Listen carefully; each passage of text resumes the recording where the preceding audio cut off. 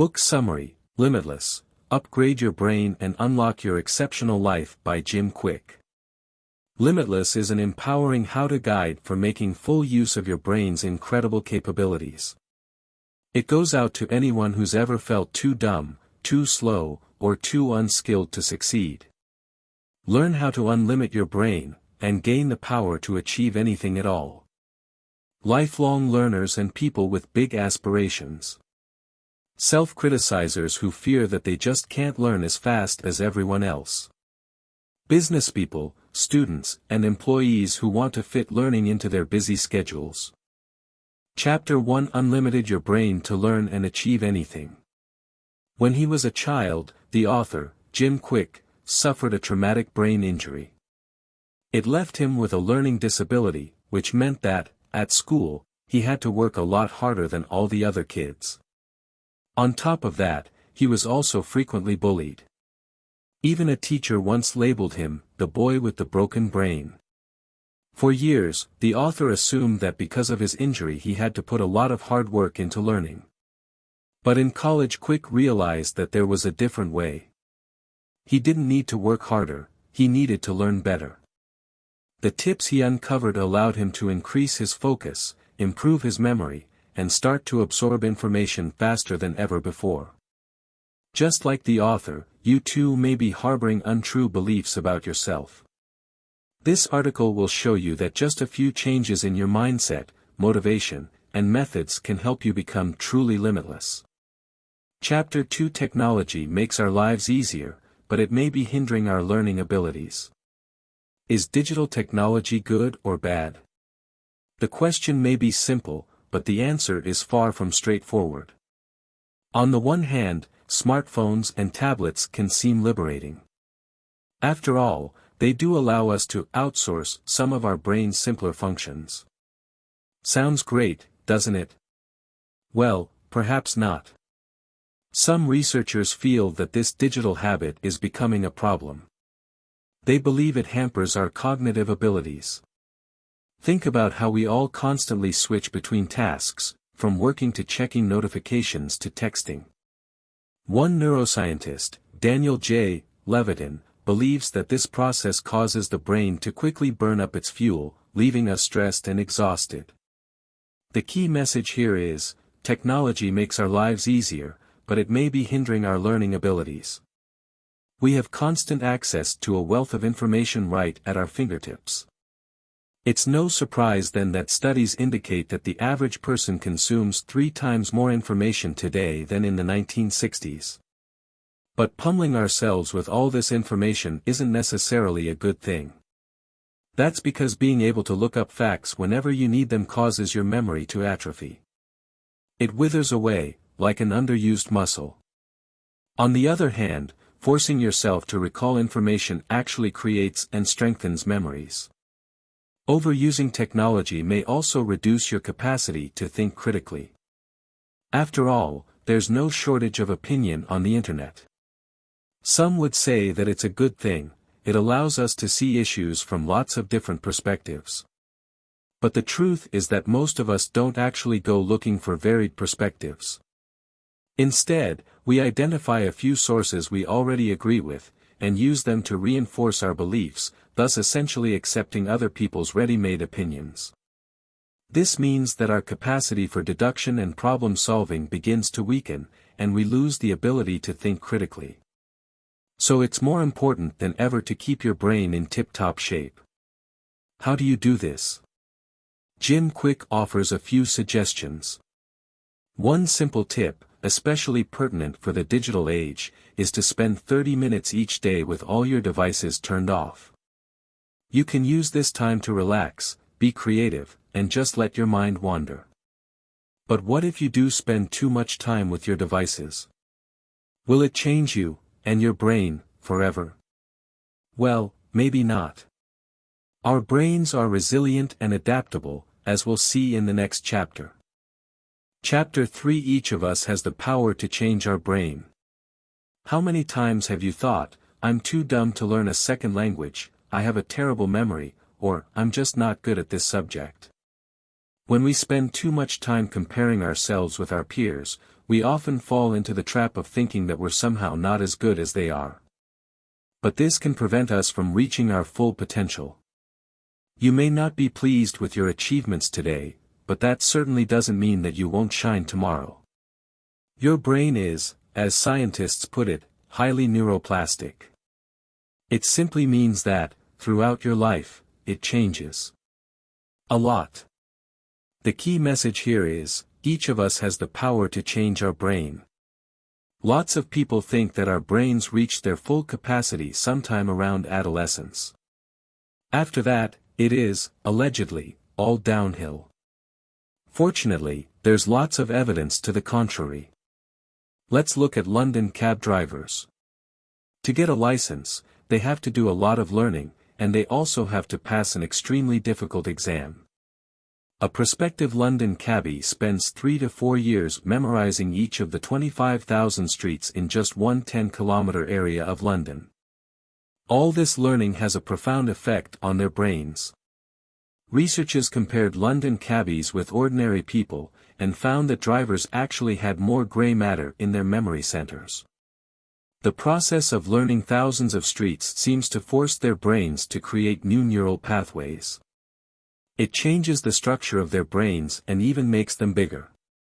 What does it mean for us? Well, the good news is that we can all do exactly the same thing. But first, we need to purge our minds of what the author calls lies. This is an abbreviation that stands for limited ideas entertained. One of the biggest lies we're told is that our IQ is fixed for life. It's not at all as simple as that. Yes, your IQ test scores do tend to remain stable over time. But IQ doesn't measure your ability to learn. Nor does it show your actual intelligence level, which can change and grow over time. This idea of a fixed IQ, is both limiting and negative. Everyone has the potential to be a genius, we just often choose not to believe it. So perhaps it's time to start divesting yourself of these lies and start thinking positively. Chapter 4: Free your mind of negative thoughts and replace them with positive ones. Every day, each of us thinks tens of thousands of thoughts. A lot of them are questions. And many are repeating. From among these, we all have so-called dominant questions, which come up more often than others. For instance, the author was once invited to spend some time with the actor Will Smith on a film set in Toronto. The cast and crew were working outside, in the dead of winter, overnight, from 6 p.m. to 6 a.m.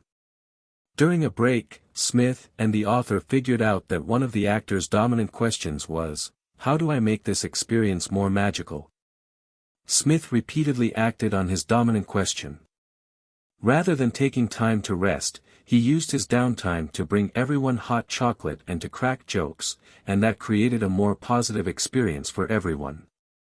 The key message here is, free your mind of negative thoughts and replace them with positive ones. So, what do you think your current dominant questions are? And are they helpful to you? Unfortunately, for many of us they can be negative or disempowering, things like, how can I get people to like me, or how can I become invisible? Questions like these are not productive. All they do is mask your authentic self. Instead, you can try to ask new questions, ones that empower you. For each of us, they will probably be different. For the author, these questions are, how do I make this better? And, how does my mind work so I can work my mind? These dominant questions are positive. And they can do a very important job, they can shift your mindset to a positive, limitless one. This new mindset can actually be beneficial to your health. For instance, studies show that positive people are 13% less likely to experience heart attacks or depression. So, next time you find yourself using phrases like, I can't, I'm not, or I don't, flip that around. Instead, tell yourself, I haven't always been good at this, but that doesn't mean I can't be great at it now.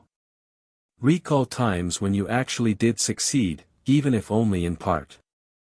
These are all great ways to start beating your inner self-critic. You might even give it a ridiculous persona, complete with kooky physical features and a silly name. Mock it whenever it tries to bring you down, and get good at telling the difference between that self-critic and the real you. Learn to be positive, and this will open up your mind to the joy of life and all the possibilities it offers.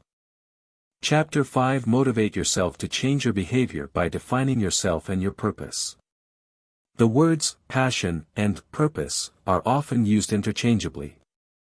We use them to talk about something that ignites a fire in us, something we love doing more than anything else. But, in fact, passion and purpose are entirely different. Passion is something internal. It lies in your inner core. It is buried beneath other people's expectations or assumptions about you. Purpose, on the other hand, is aimed at what's around you. It is something you can share or contribute to the world. For example, you might have a passion for basket weaving. But, perhaps, your purpose is to teach basket weaving to others. This may all sound complicated, but if you want to achieve limitless motivation and energy, it's essential to identify your passion, and then use it to find your purpose. The key message here is, motivate yourself to change your behavior by defining yourself and your purpose. Let's look at an example. Imagine a healthy 70-year-old. Every morning, he gets up at 5 a.m. to go to the gym. Why? Is he passionate about early mornings or lifting weights? No. He does it because he feels there's a purpose to it. And that purpose is to keep up with his grandchildren. What does it mean for you? Well, think about how often you find yourself struggling for motivation to complete tasks. Maybe you need to think about why you want to complete those tasks in the first place. If the answer is tied to your purpose, you'll be more motivated to act. And there's another trick to becoming motivated. Think about who you are and what defines you. Answers to these questions can be great drivers of behavioral change. The author gives the example of a study conducted at Stanford University. Psychologists divided participants into two groups. They asked one group, "How important is it for you to vote?" The question put to the other group was subtly different: "How important is it for you to be a voter?" Those who were asked about being a voter turned out to be 13% more likely to take part in elections. What does this tell us? Well, it seems that if you identify yourself with a goal you want to achieve, or a habit you want to develop, your motivation goes up. That answer may be encouraging, but it's incomplete. If your motivation is missing, there could be other reasons for that. Some of them will become clearer in the next chapter. Chapter 6: Support your brain by getting enough sleep, eating healthy foods, and exercising regularly. So you have a strong purpose, and you also have the drive to act. But there's still something that can hold you back. That barrier? It can simply be a lack of energy caused by eating the wrong type of food, or by not getting enough sleep. Sleep deprivation is tied to a long list of physical and mental issues. This list includes depression, irritability, heart disease, and even Alzheimer's. In short, don't sacrifice sleep. Sleeping, eating, and exercising are all essential if you want your brain to function at its best. The key message here is, support your brain by getting enough sleep, eating healthy foods, and exercising regularly. At first sight, sleep and exercise don't seem to have much in common. But they are, in fact, closely connected. Regular exercise can actually help you sleep better.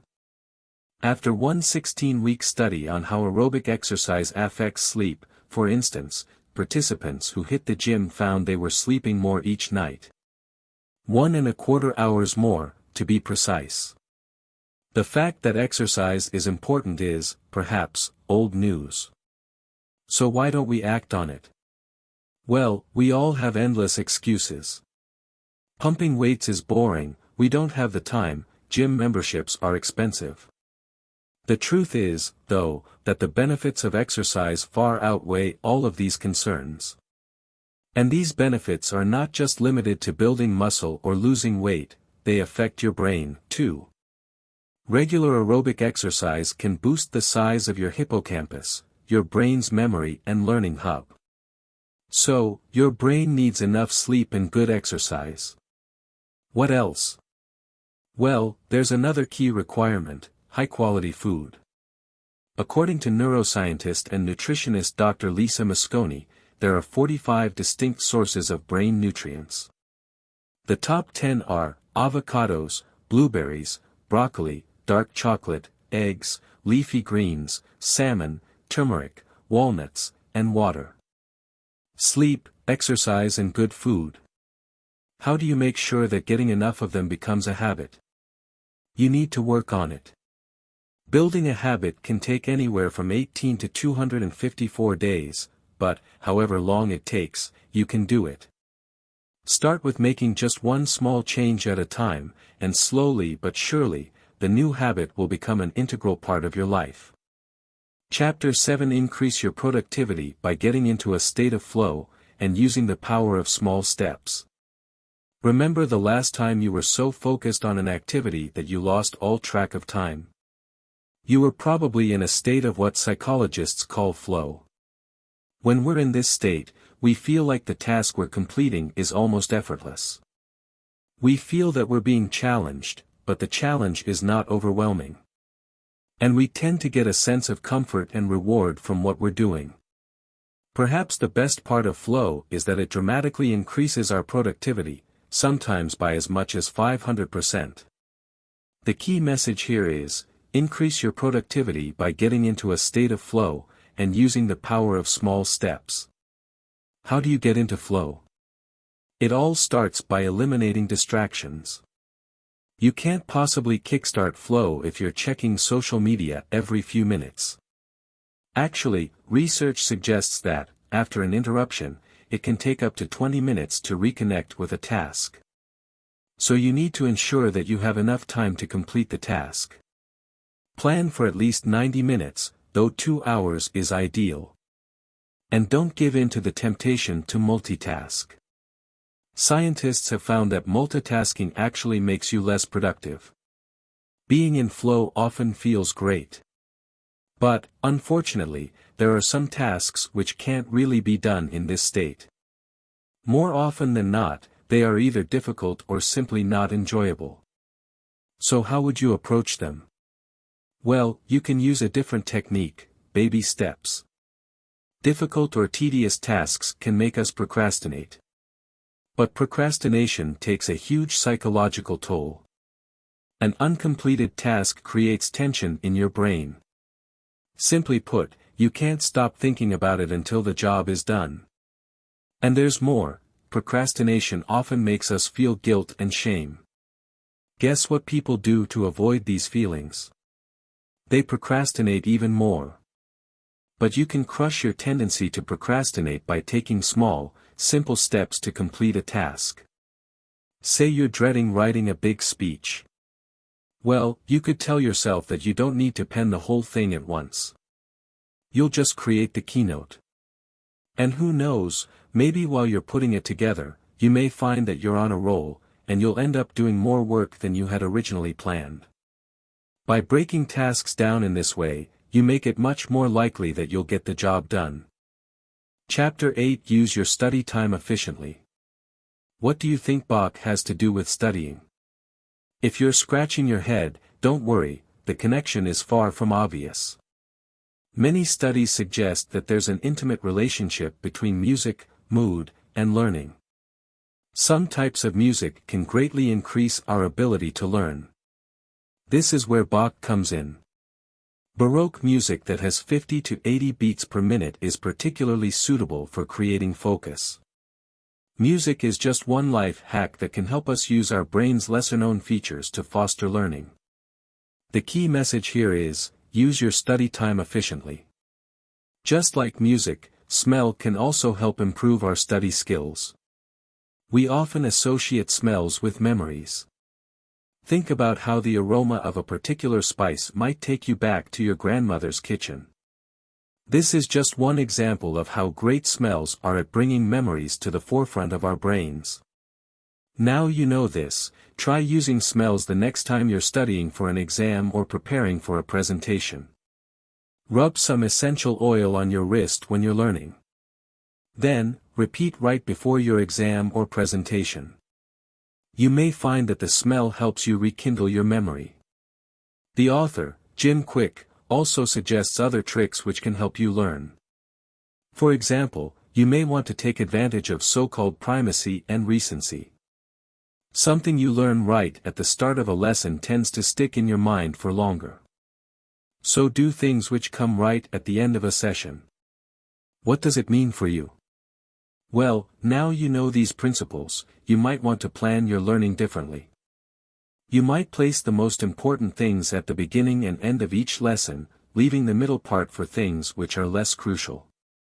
To make good use of primacy and recency, employ the Pomodoro technique. This method involves breaking up your work or studying into 25-minute chunks of productivity called Pomodoros. Each Pomodoro is followed by a 5-minute break. It's as simple as setting up a timer. Pomodoros can work even better if you combine them with another technique, something known as active recall.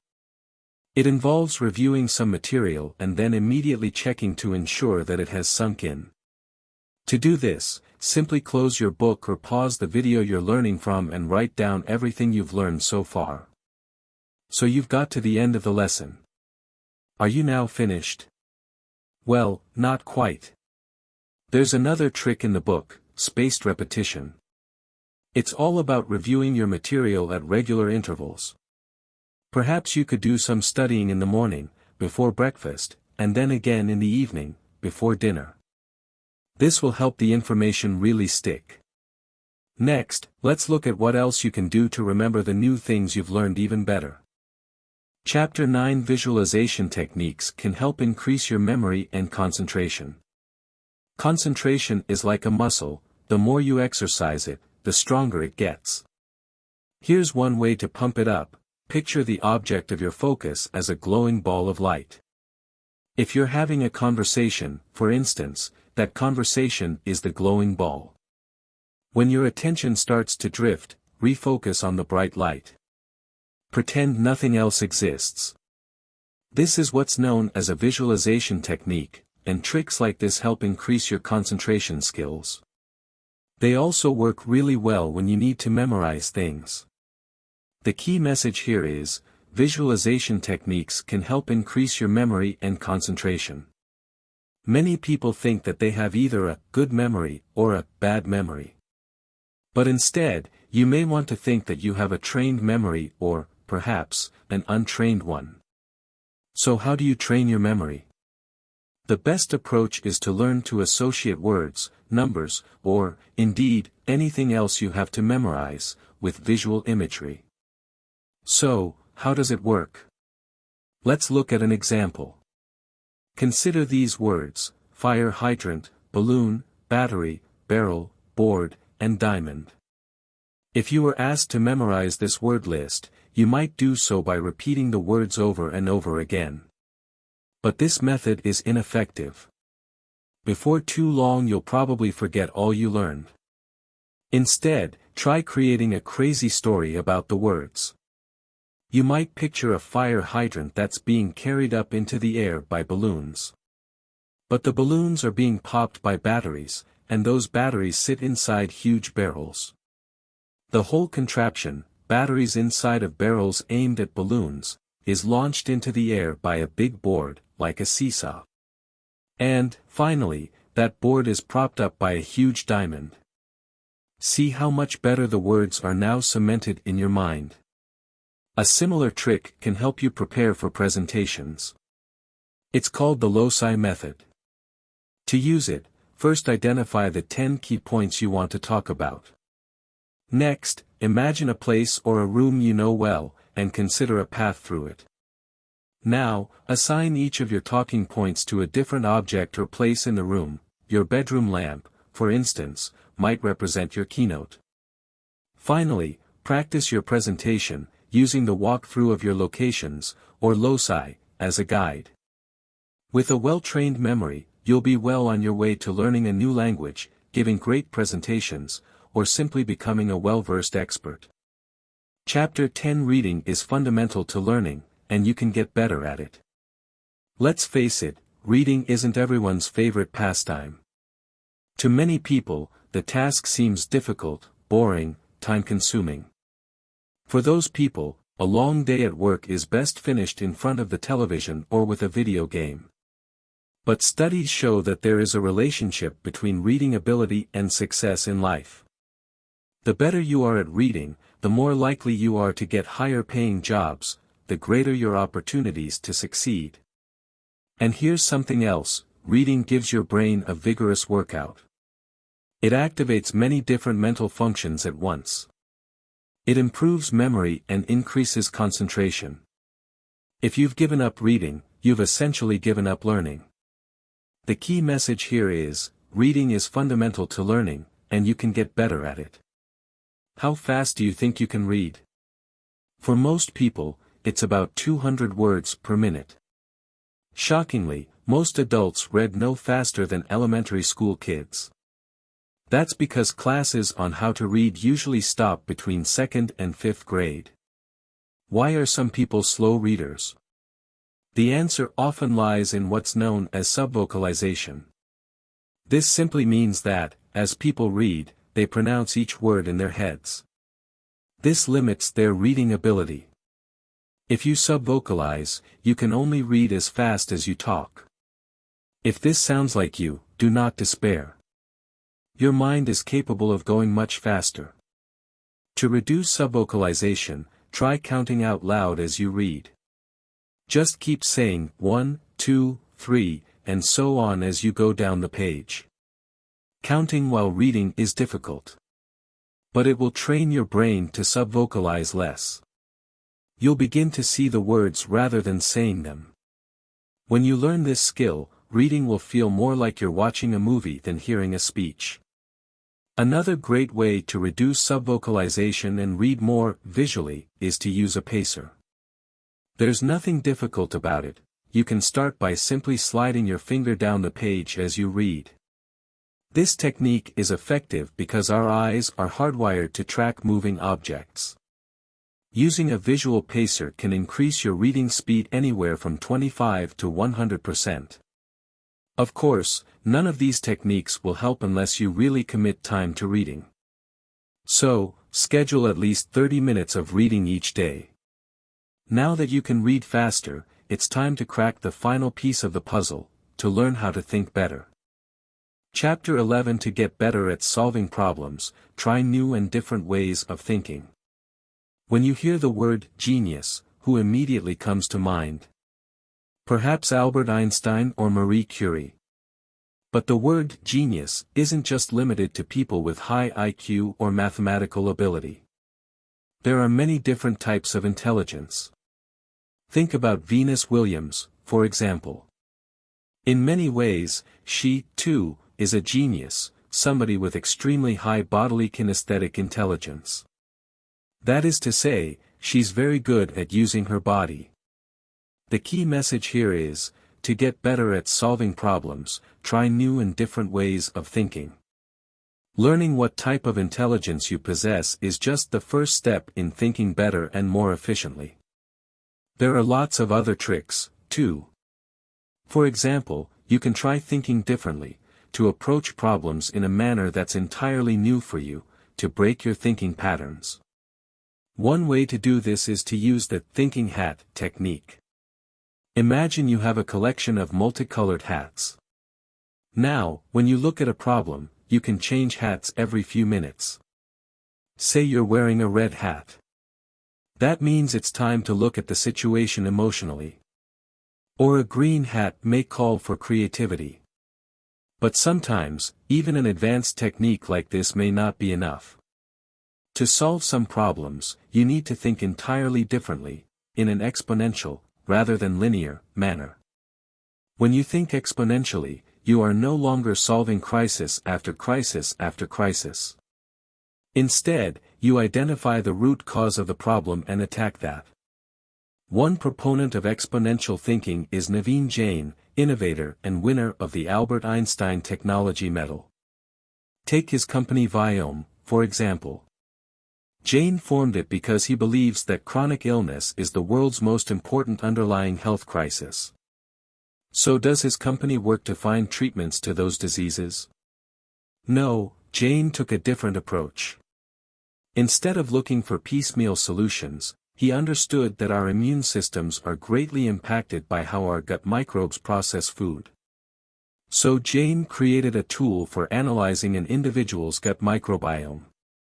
It allows people to optimize their health by eating the foods that are best suited to them.